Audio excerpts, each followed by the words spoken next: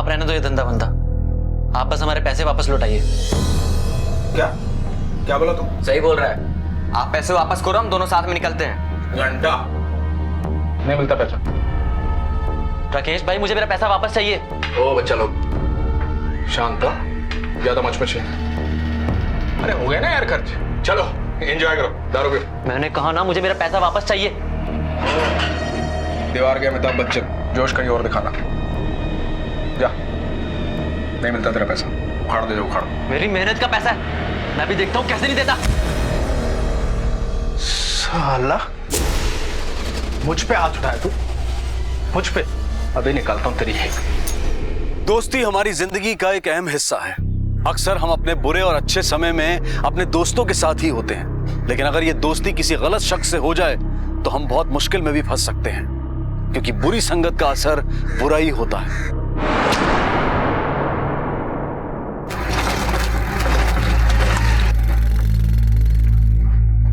ये लीजिए।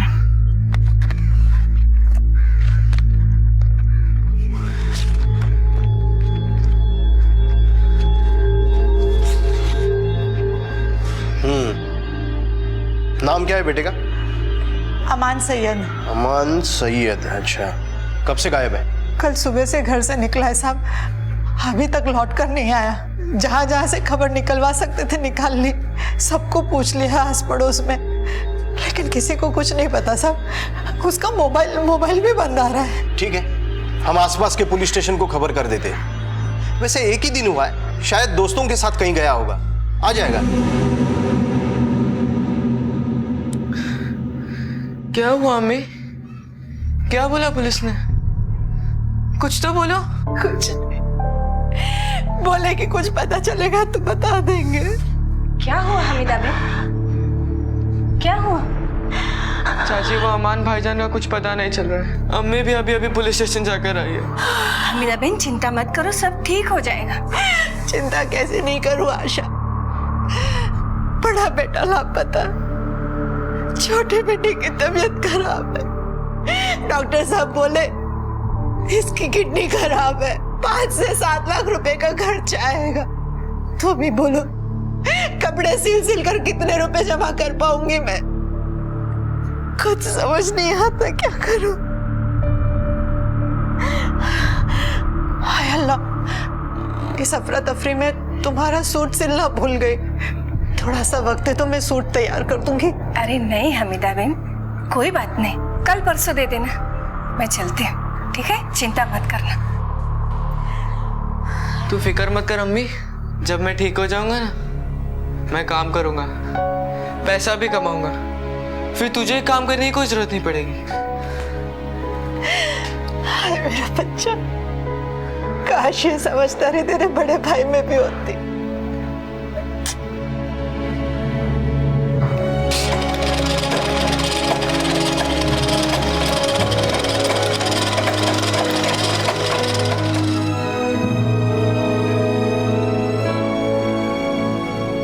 देखिए, हम पूरी कोशिश कर रहे हैं। साहब 3 दिन हो गए मेरा बेटा लापता है, घर नहीं लौटा। अगर आप ऐसे ही बैठेंगे हाथ पे हाथ रखकर तो कैसे पता चलेगा उसका? मैंने कह दिया ना, जैसे ही कुछ पता चलेगा हम आपको बता देंगे। हाँ साहब, हमारी कोई बड़ी पहचान नहीं ना, इसी के वास्ते। गरीब के जान की तो कोई कीमत ही नहीं है आपके लिए। देखिए ऐसी कोई बात नहीं है, मैं आपका दुख समझता हूँ। हमने आसपास के पुलिस स्टेशन को इन्फॉर्म कर दिया है, जैसे ही कुछ पता चलेगा हम आपको फोन कर देंगे। आप प्लीज जाइए।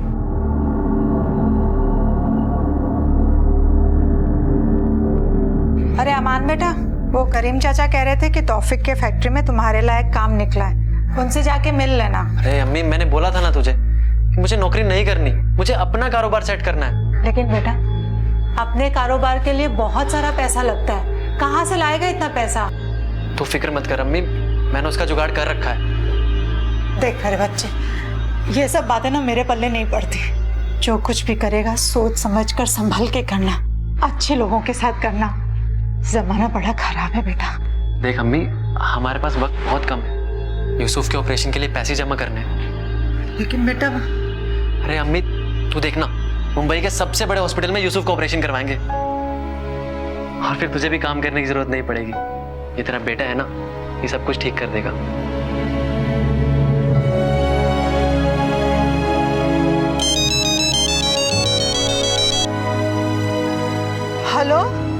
सैयद बात कर रही हैं? जी आप तुरंत सरकारी अस्पताल आ जाइए, बॉडी की शिनाख्त करनी है।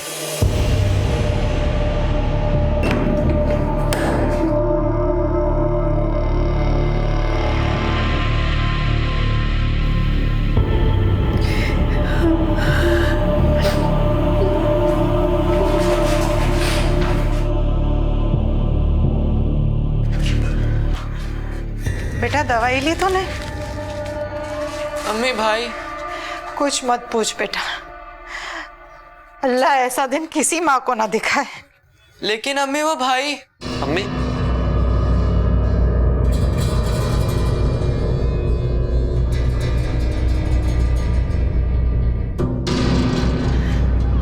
कैसा है मेरा बच्चा?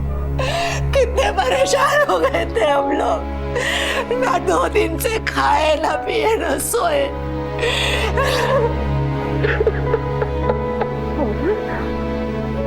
अमन क्या हुआ मेरे बच्चे? तू ठीक तो है ना? हाँ तू रो क्यों रहा है? मुझे उन लोगों पर भरोसा नहीं करना चाहिए था। क्या हुआ? साफ साफ बोलना मेरे बच्चे, क्या हुआ? अम्मी वो राकेश, उसने मुझे लूट लिया अम्मी। तू ठीक है ना? तुझे तो कुछ नहीं हुआ ना? चल पुलिस थाने जाके रिपोर्ट लिखा। चल चल। नहीं अम्मी, वो लोग बहुत खतरनाक हैं और मुझे कोई परेशानी नहीं चाहिए, और मेरे पास कोई सबूत भी तो नहीं है। मुझसे गलती हो गई अम्मी, मुझे माफ कर दो। मैं आपसे वादा करता हूँ मैं कल से ही काम की तलाश शुरू कर दूंगा। आप फिक्र मत करो अम्मी, यूसुफ के इलाज के लिए पैसे मैं कमाऊंगा अम्मी। मेरा बच्चा।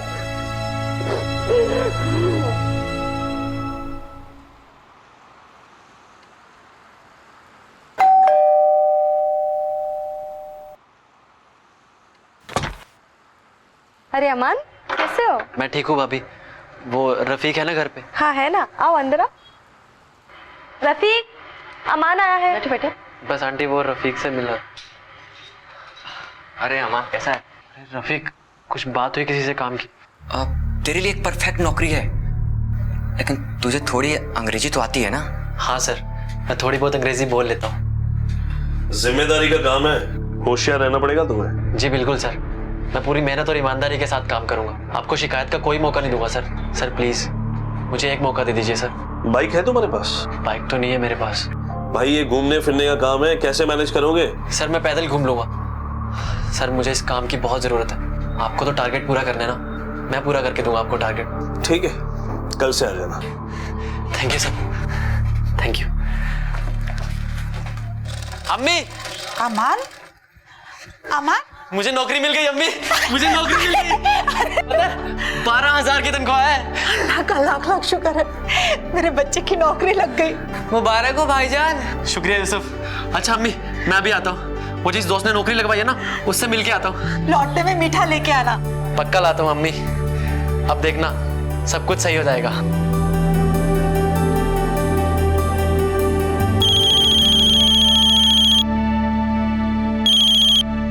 हेलो हेलो हमीदा जी।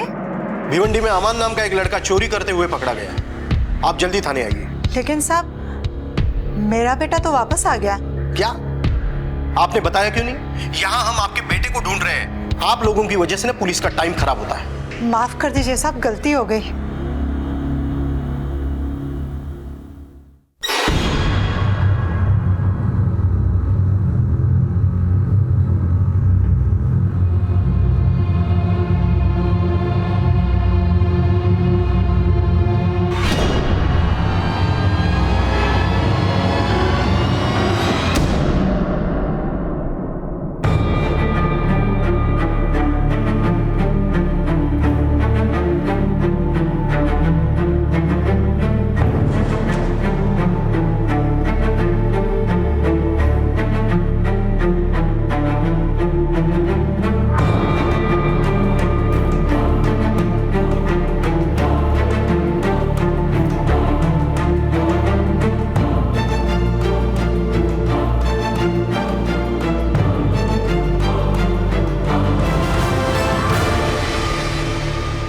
अरे हिना, कैसी हो? ठीक हो? सुना है तुम नौकरी करने लगे? हाँ, अभी 3 हफ्ते ही हुए। अच्छा लगा सुनकर। वैसे अब तो तुम्हारे भाईजान को कोई प्रॉब्लम नहीं होनी चाहिए ना? पता नहीं। और तुम्हें? अरे हिना, सुनो तो।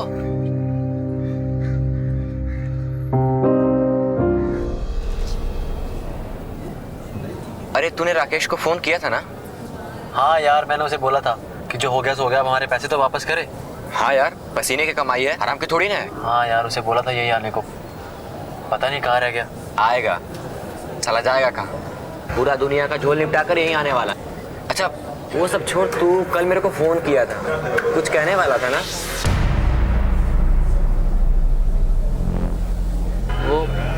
वो कुछ नहीं यार, बस ऐसे ही। अरे ऐसे कैसे नहीं, कुछ तो बात होगा ना। और भाई लोग, जमाल तू? हाँ मैं। अमान, मुझे तुझसे कुछ जरूरी बात करनी है। चला बात। मैं 1 मिनट में आता हूँ।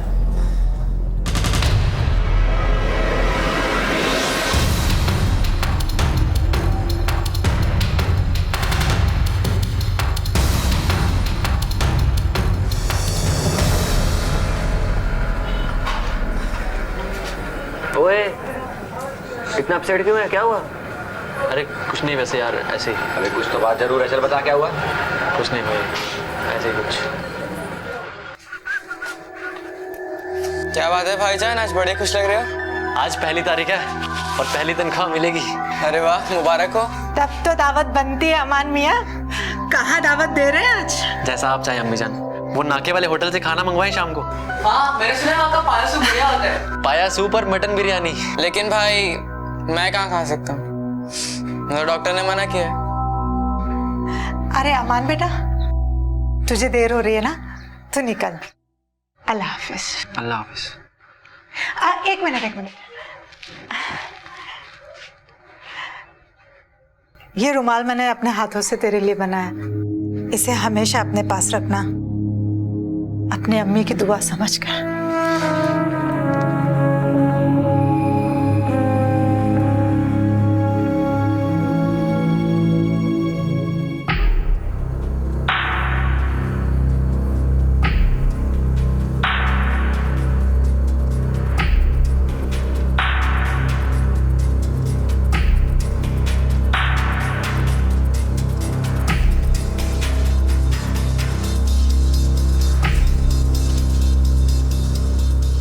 एक बार फिर से ट्राई करके देखिए, हो सकता है लग जाए।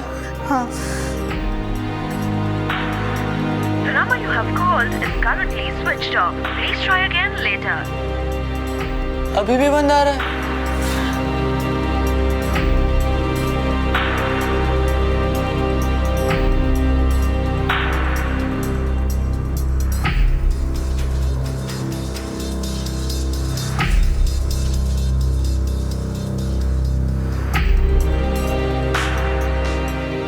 अम्मी आप चिंता मत करो, भाईजान घर वापस आ जाएंगे।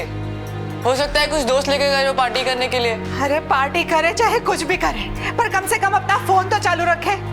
इंसान खबर ले तो ले कहाँ। मेरा तो जी बड़ा घबरा रहा है। अम्मी प्लीज। अमान बेटा,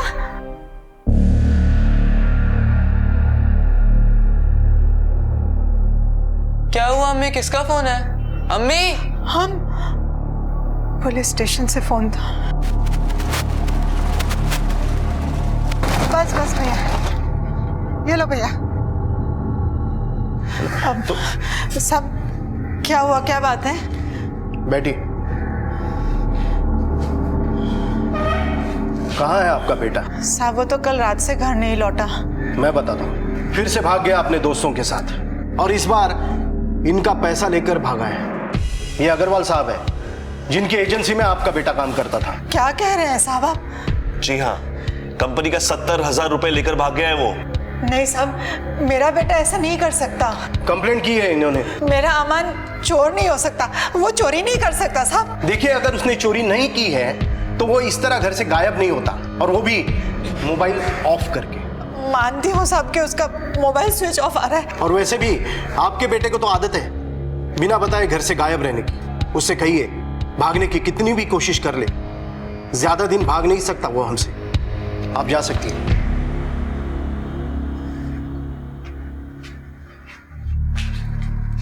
क्या हुआ हमीदा? अमान का कुछ पता चला? बोलना, कहाँ गई थी? पुलिस चौकी बुलाया था क्या वहां? ठीक है चल, मैं बाद में आती हूँ। एक बात कहूँ, बुरा मत मानना। हाँ, वैसे एक बार कोई इंसान गलत संगत में आ गया तो उसका सुधरना मुश्किल हो जाता है।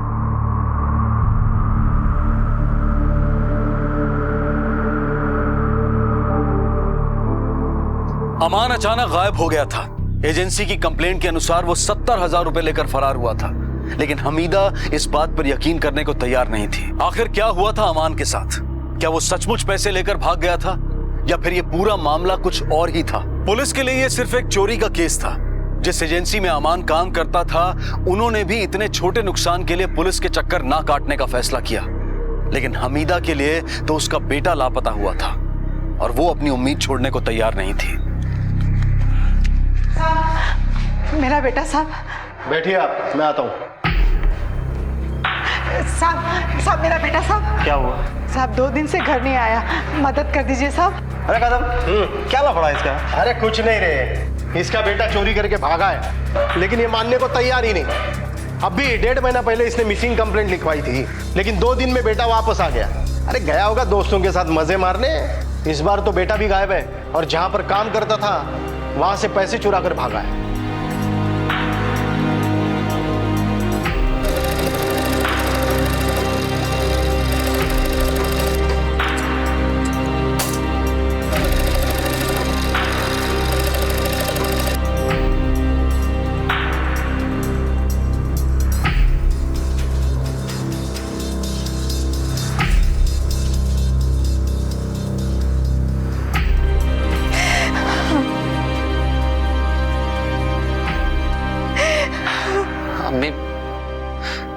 यूसुफ हमेशा बीमार रहता है ना, मैंने सोच लिया कि मैं अपनी एक किडनी उसे दे दूंगा। ये तो कैसी बातें कर रहा है बेटा? सच में, वैसे भी मेरे पास 2 किडनी है ना, एक मेरे लिए और एक यूसुफ के लिए। नहीं बेटा, तेरे आगे अभी तेरी पूरी जिंदगी बाकी है। तुझे शादी करनी है, खूब काम करना है, खूब पैसे कमाने। लेकिन अम्मी, यूसुफ का ठीक होना भी तो बहुत जरूरी है। आप प्लीज किसी डॉक्टर से बात करो ना अम्मी, प्लीज अम्मी। अभी तेरी अम्मी जिंदा है, मैं हूं ना। अगर यूसुफ को किडनी देनी पड़ी तो मैं अपनी किडनी दूंगी। तो बस काम पे ध्यान दे। हाँ,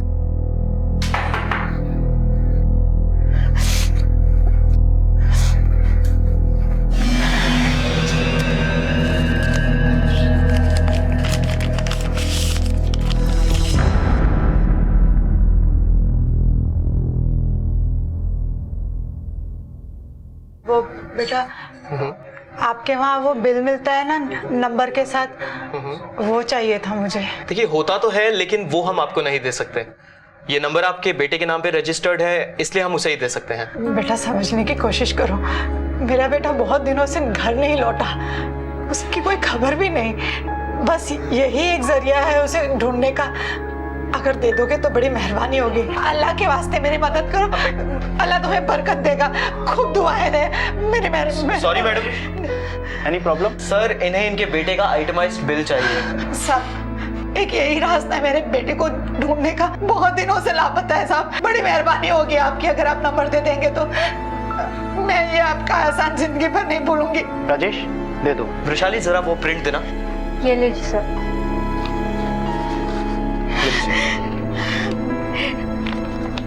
अल्लाह तुम्हें सलामत रखे। हेलो, मैं अमान की अम्मी बोल रही हूँ। तुम अमान के दोस्त हो ना? बेटा उसका कुछ आता पता है तुम्हें? बहुत। हाँ ठीक है। यूसुफ दूसरा नंबर बोल दो बेटा।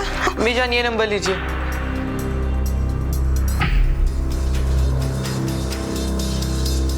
The number you have called is currently switched off. ये भी स्विच ऑफ आ रहा है। अम्मी ये लीजिए, इस नंबर पर अमान भाईजान के सबसे ज्यादा कॉल गए हैं। अच्छा बताओ। 90875357।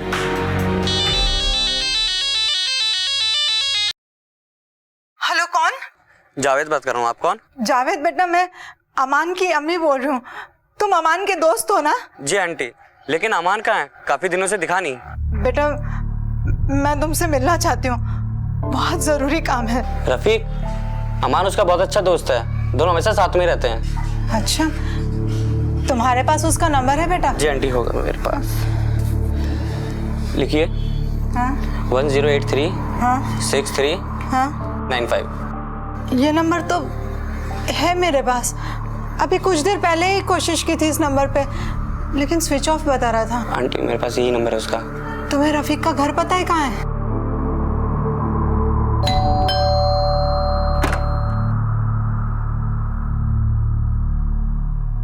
जी, सलाम वालेकुम। रफीक घर पे है? 1 महीना हो गया, रफीक भाई का कुछ पता नहीं चल रहा।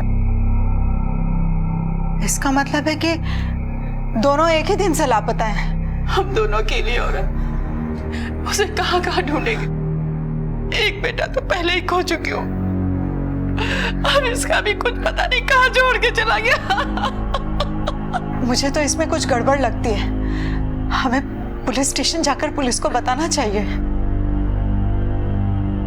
हर माँ को अपना बच्चा सही लगता है, लेकिन आप लोगों के बच्चे अभी भी कहीं आवारागर्दी कर रहे होंगे। नहीं नहीं साहब, ऐसा नहीं है। मेरा बेटा अमान, वो बदल चुका है साहब। वो तो नौकरी करने लगा था। आप रफीक की माँ हैं? जी साहब। आपके घर में कौन कौन है? वो मेरे घर में मैं और मेरे बड़े बेटे की बेवा सलमा ही है, और मेरा रफीक बेटा तो। साहब, वो रफीक और अमान दोनों बहुत करीबी दोस्त हैं और दोनों 1 महीने से लापता है। साहब, मेहरबानी कीजिए, आप रपट लिख लीजिए ना साहब। मैंने कहा ना आपसे, गुमशुदा की रपट लिखिए। क्या होगा तुम? साहब, क्या प्रॉब्लम है इनकी? मेरा बेटा और इनका बेटा दोनों बहुत करीबी दोस्त हैं और दोनों 1 महीने से गायब हैं। मैं साहब को कह रही हूँ कि गुमशुदा होने की रपट लिख लें, लेकिन साहब वो रपट नहीं ले रहे साहब। क्यों कदम, रिपोर्ट क्यों नहीं लिख रहे इनकी? सर, पिछले दिनों इन्होंने मिसिंग कंप्लेंट लिखवाई थी।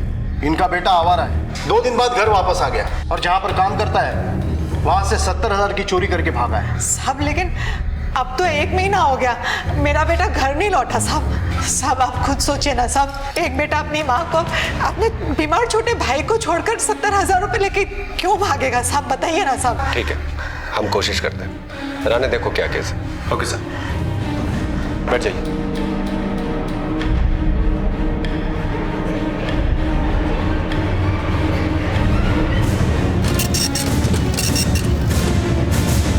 सर, रफीक और अमान जिस दिन से लापता है तब से उन दोनों का मोबाइल स्विच ऑफ है, और दोनों मोबाइल का आखिरी लोकेशन पनवेल के आसपास का है। इसका मतलब कि दोनों मुंबई से बाहर हैं। एक काम करो, दोनों के मोबाइल्स को सर्विलेंस पे डालो। कभी ना कभी कोई एक फोन तो ऑन होगा ही, और इन सारे नंबर्स पे कॉल करो, शायद कुछ पता चले। यस। अमिता को बुलवा। आपके बेटे की किसी से दुश्मनी थी? साहब, दुश्मनी तो नहीं कह सकते, लेकिन वो लोग बहुत खतरनाक हैं और मुझे अब कोई परेशानी नहीं चाहिए। हाँ, उसी के एक दोस्त से उसकी जान को खतरा जरूर था। नाम क्या उसका? राकेश दुबे। रहता कहाँ है? वैशाली नगर में।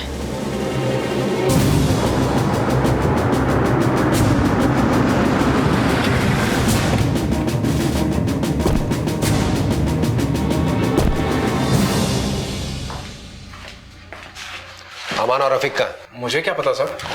उल्टा सवाल करेगा ना तो हाथ पैर तोड़ के गले में टांग दूंगा। बता, अमान और रफीक का? नहीं मालूम साहब, मुझे मालूम नहीं है? चल अच्छा, ये बता कि अमान के साथ क्या लफड़ा था तेरा? कोई लफड़ा नहीं था साहब, दोस्त है मेरे। अच्छा, तो दोस्त को सोडा बॉटल लेकर मारने गया था ना तू? अरे नहीं साहब, वो दारू पी के थोड़ा बोलचाल हो गया था। रफीक तो अच्छा दोस्त है मेरा। मतलब अमान नहीं है? नहीं साहब, वो भी अच्छा दोस्त है। उन दोनों के पैसे खाए ना तूने? साहब, वो धंधे में तो ऊपर नीचे होता रहता है ना साहब। तेरे सारे धंधे तेरे से निकालूंगा मैं। जिस दिन अमान और रफीक गायब हुए उस दिन कहा था तू? किस दिन साहब? 1 तारीख को। 1 तारीख को मैं वो हिल पॉइंट होटल घोड़बंदर में था साहब। मैं चद्दर बदलू लॉज है सर। किसके साथ गया था वहां पे? वो सब मैं। बोल, किसके साथ गया था मजा मारने? बोल।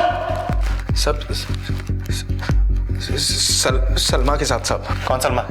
वो रफीक मेरा दोस्त, उसकी भाभी है साहब, बेवा है। उसके भाई के मरने के बाद मेरा और उसकी भाभी का आपस में प्यार हो गया था साहब। रफीक को मालूम है इसके बारे में? नहीं साहब, मैं बताने वाला था उसको। और अमान को? उसको मालूम है साहब, वो उसने पकड़ लिया था हमें।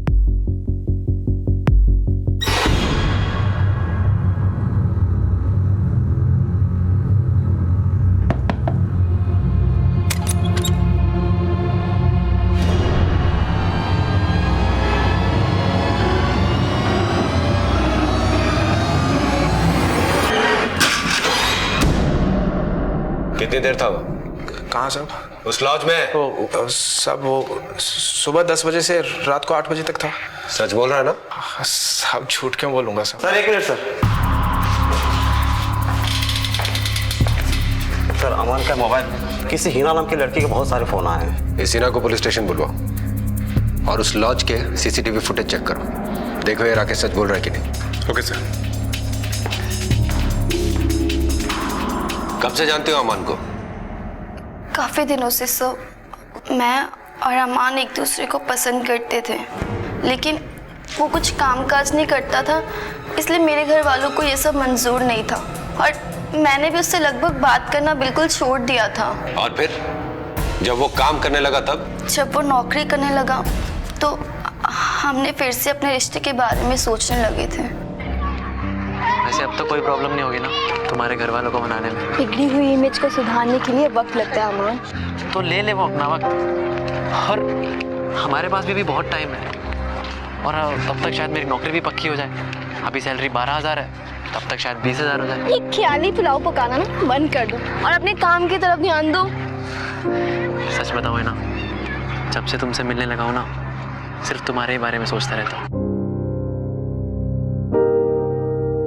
लेकिन क्या इस बार तुम्हारे घर वालों को तुम्हारे और अमान के रिलेशनशिप के बारे में कोई अंदाजा था? नहीं सर, हमारे रिलेशन के बारे में किसी को कुछ पता नहीं था, और उस दिन उसकी सैलरी आने वाली थी। हम लोगों ने बाहर जाने का प्रोग्राम भी बनाया था, लेकिन वो आया ही नहीं। सर मुझे नहीं लगता कि वो 70,000 रुपये के लिए ये सब कुछ करेगा, क्योंकि वो जितना कमा रहा था उसमें बहुत खुश था। ठीक है, तुम जाओ, कुछ और पूछना होगा तो हम तुम्हें फिर बुलाएंगे। राणे साहब, ये राकेश मुझे कुछ ठीक नहीं लग रहा है। लेकिन सर शक की कोई गुंजाइश भी नहीं है, वो सच कह रहा है। तुमने उस लॉज की सीसीटीवी फुटेज ठीक से चेक की थी? Yes sir. लॉज के सीसीटीवी फुटेज के मुताबिक वो पूरे दिन सलमा के साथ ही था।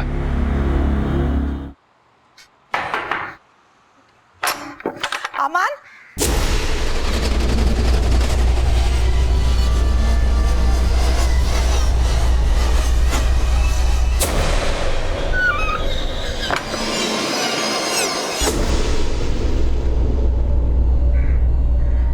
चिट्ठी आई है। दिखा, पढ़ तो। आपके नाम की है। मुझे कौन लिखेगा खत? देख तो किसकी है। क्या लिखा है बेटा? अमान भाईजान की चिट्ठी है। अमान की? क्या लिखा है मेरे बेटे ने? कैसा है मेरा बच्चा? कहाँ है वो? पढ़ना क्या लिखा है, जल्दी एक बार। अम्मी जान मुझे ढूंढना मत, मैं जहाँ भी हूँ बहुत खुश हूँ। आपका अमान।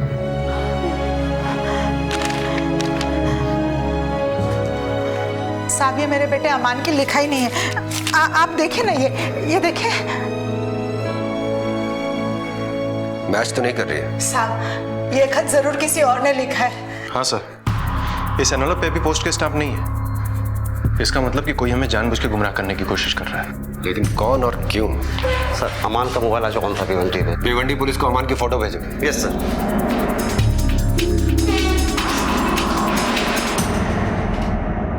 महज 12,000 रुपए की तनख्वाह पर काम करने वाले अमान को भला कोई क्यों अगवा करेगा? लेकिन रफीक और अमान गए कहां थे, या उन्हें भेजा गया था? और वो कौन था जो पुलिस की तहकीकात को गुमराह करना चाहता था? पुलिस इन सारे सवालों के जवाब ढूंढ ही रही थी कि खबर से इस कहानी में एक नया मोड़ आ गया। पनवेल पुलिस को शहर के बाहर एक डेड बॉडी मिली, जिसके साथ रफीक का आधार कार्ड था। सर बॉडी रफीक की है, ये रहा उसका आधार कार्ड। राणे सर, हो सकता है कि अमान और रफीक के बीच किसी बात पे झगड़ा हो गया और इसलिए अमान ने रफीक को मार दिया। हाँ सर, और सर झगड़े की वजह यह हो सकती है कि अमान ने रफीक को सलमा और राकेश के अफेयर के बारे में कुछ बताना चाहा और इस बात पे रफीक को गुस्सा आ गया और झगड़ा शुरू हो गया। लेकिन सवाल अब भी वही उठता है कि अमान है कहाँ? राणे, मुझे लगता है ये केस जैसा दिख रहा है वैसा है नहीं। अमान 70,000 रुपए लेकर भागता है, फिर उसके घर पे एक चिट्ठी आती है जो उसकी हैंडराइटिंग में नहीं है, और फिर रफीक की मौत होती है। कुछ तो है जो मिसिंग है, कुछ तो है जो हमें ढूंढना है। सर, अमान की मोबाइल फिर से स्विच ऑन हुआ था पुणे में। कोई फोन किया गया उस फोन से? नहीं सर, कोई फोन नहीं, कोई कॉल नहीं, कोई मैसेज नहीं। एक काम करो सर, राकेश के पीछे अपने खबरी को लगा दो, मुझे उसकी हर मूवमेंट की खबर चाहिए। Okay sir. चलो। रफीक की बॉडी मिलने के बाद यह मामला और भी पेचीदा हो गया था। अमान को गायब हुए लगभग 1.5 महीना बीत चुका था, लेकिन उसके बारे में अब तक कोई खबर हाथ नहीं लगी थी। क्योंकि अमान और रफीक एक साथ लापता हुए थे, इसलिए उनके एक साथ मारे जाने की पॉसिबिलिटी को नकारा नहीं जा सकता था। लेकिन अमान के मारे जाने के बारे में भी कोई पुख्ता जानकारी नहीं मिल पाई थी। यह केस अब एक कोल्ड केस होने के रास्ते पर चल रहा था, लेकिन पुलिस उम्मीद छोड़ने को तैयार नहीं थी। इस पूरे मामले में उनका सबसे ज्यादा शक राकेश पर था। पुलिस ने राकेश और इस मामले से जुड़े हर शख्स पर कड़ी नजर रखना शुरू कर दिया।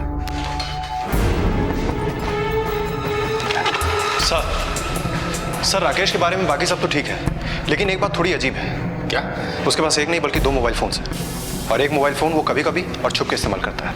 राणे सर, पता नहीं क्यों पर शुरू से मुझे ऐसा लग रहा है कि राकेश हमसे कुछ छिपा रहा है। Yes sir. तुमने उस लॉज की सीसीटीवी फुटेज ठीक से चेक की थी ना? राकेश पूरा दिन वही था? हाँ सर, लॉज के रजिस्टर के मुताबिक मैंने चेक इन और चेकआउट टाइम की फुटेजेस देखी थी। नहीं राणे, मुझे उस लॉज के उस पूरे दिन की सीसीटीवी फुटेज चाहिए। Okay sir.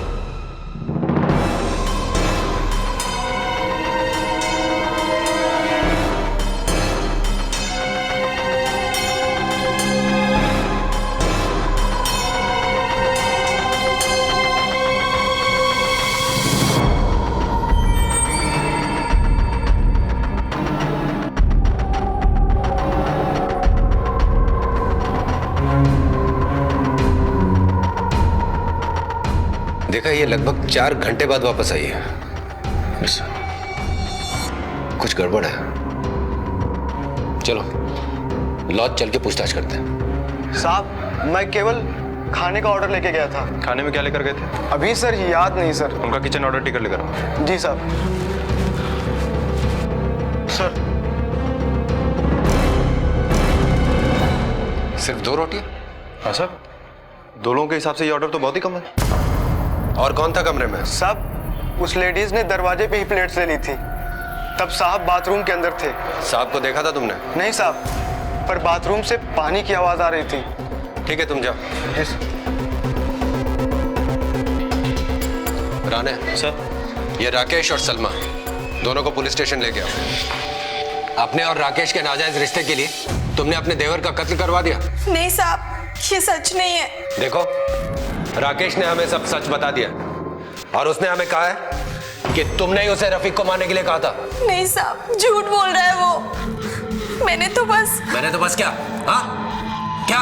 बोलो। सर, उस दिन प्लान के मुताबिक मैं अम्मी को झूठ बोलकर घर से निकली थी। मैं और राकेश मिलने वाले थे। अम्मी, मैं चलती हूँ, मुझे आते आते देर हो जाएगी। अमान साले हमेशा रोते रहता है। हाँ, आज पहली बार तुझे तनख्वाह मिली है, मुझे पार्टी चाहिए बस। अरे रफीक यार, आज नहीं यार, आज मुझे 3 कस्टमर्स के पास और जाना है, और फिर आज का कलेक्शन 70,000 का है, वो भी कंपनी में जाके जमा करना है। क्या बात है अमान मियाँ, हाँ तू तो बहुत बड़ा आदमी बन गया। सारे जेब में 70,000 रुपए लेके घूम रहा है। अरे कहाँ यार, मेरे थोड़ी ना है, कंपनी के है, तुझे तो पता ही है यार। अच्छा चल, अभी मैं रखता हूँ यार। चल मिलता हूँ, ओके बाय। सलमा, बुर्का पहन के क्यों नहीं आई? कहा था ना बुर्का पहन के आना। पता है कैसी जगह है वो? तुम भी ना बहुत टेंशन लेते हो। बुर्का बैग में है बाबा, पता है ना, अम्मी को झूठ बोलकर आई हूँ। तुम भी ना।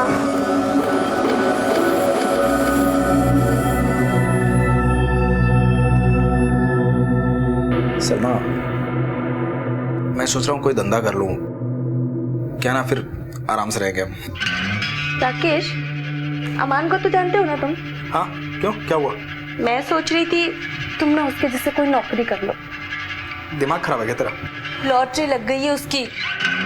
जेब में 60-70 हजार लेकर घूमता है, और आज भी उसके जेब में 70,000 रुपया था, इसलिए तो रफीक उससे पार्टी मांग रहा था। तुम भी कर लो ना। मैं एक फोन करके आता हूँ।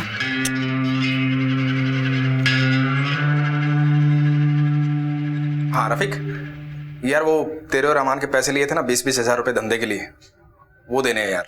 ठीक है राकेश भाई, आप कल दे देना। अरे यार आज आ जाओ ना, कल का पता नहीं खर्च हो जाए। ठीक है, तो कहाँ पे मिलना है?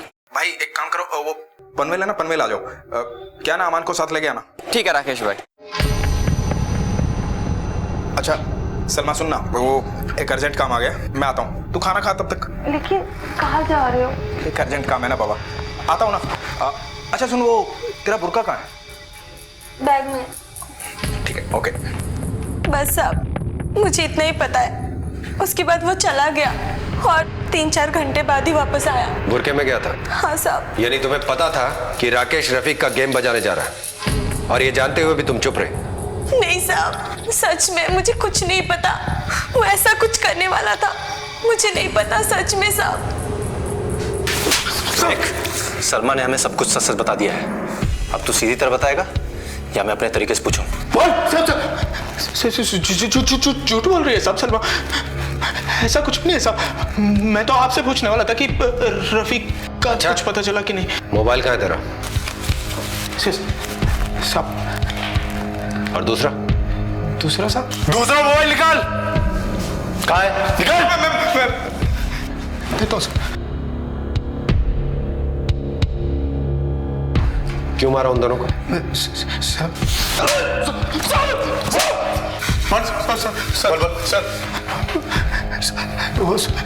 साहब वो रफीक का कांटा निकालना था साहब।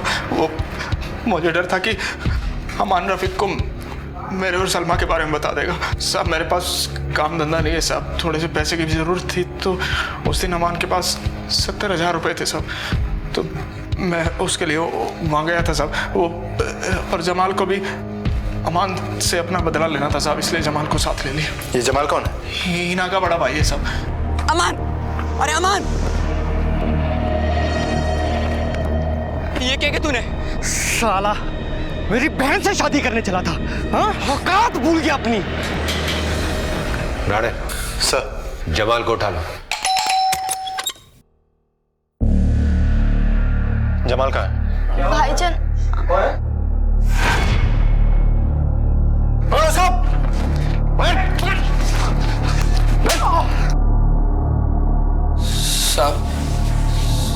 साहब वो मेरी बहन से मेल जोल बढ़ा रहा था।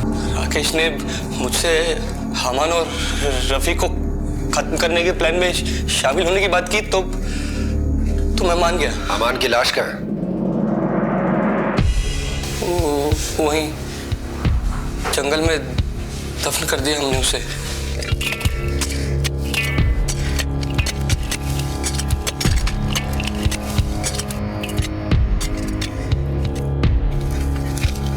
सर ये इस रुमाल को पहचानती हैं आप?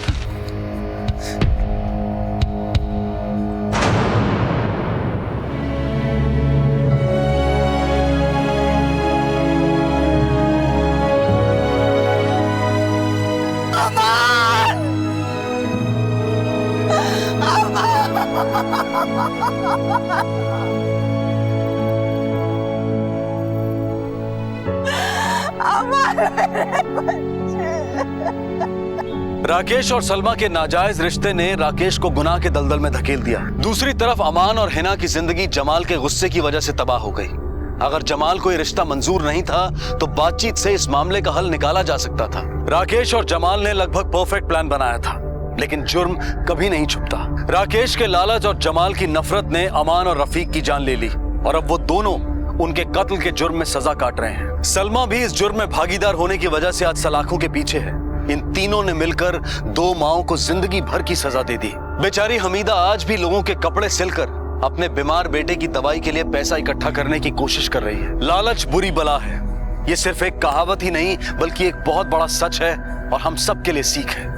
अब मैं अनूप सोनी आपसे विदा लेता हूं, फिर मुलाकात होगी अगले एपिसोड में और खुलासा करेंगे एक और जुर्म का। तब तक अपना और अपने परिवार का ख्याल रखें और देखते रहें क्राइम पेट्रोल डायल 100। सबक एक को सीख हम सबको। जय हिंद। क्राइम पेट्रोल के और भी दिलचस्प कहानी देखने के लिए हमारे चैनल को सब्सक्राइब करें और बेल आइकॉन दबाना न भूलें।